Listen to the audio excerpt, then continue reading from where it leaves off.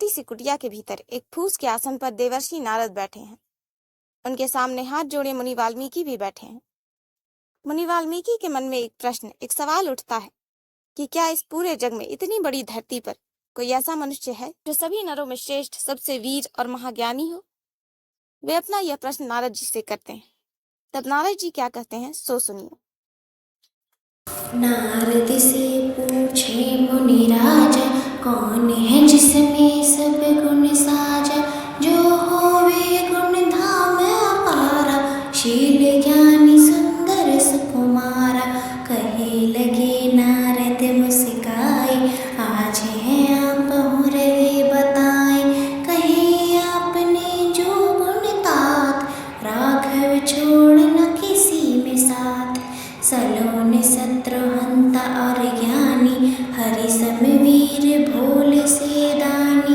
ध्याते जिन्हें है सृष्टि सारी, संग वीर अर्जुनक दुलारी।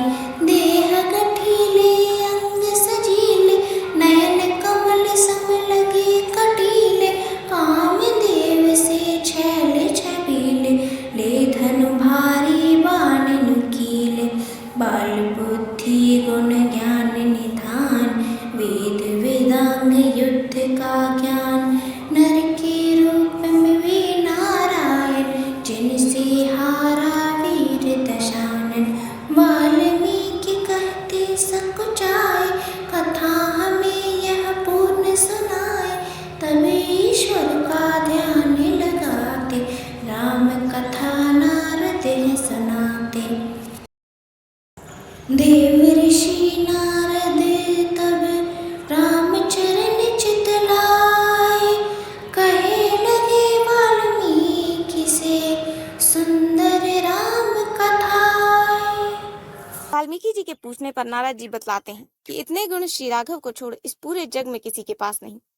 वे शत्रुओं का अंत करने वाले, अत्यंत सुंदर, मनभावन, सभी वेद वेदांगों का ज्ञान रखने वाले, श्री विष्णु के समान महावीर और भगवान शंकर के समान महादानी हैं। वे सभी गुणों से युक्त हैं और धनुष और बाण धारण करते हैं।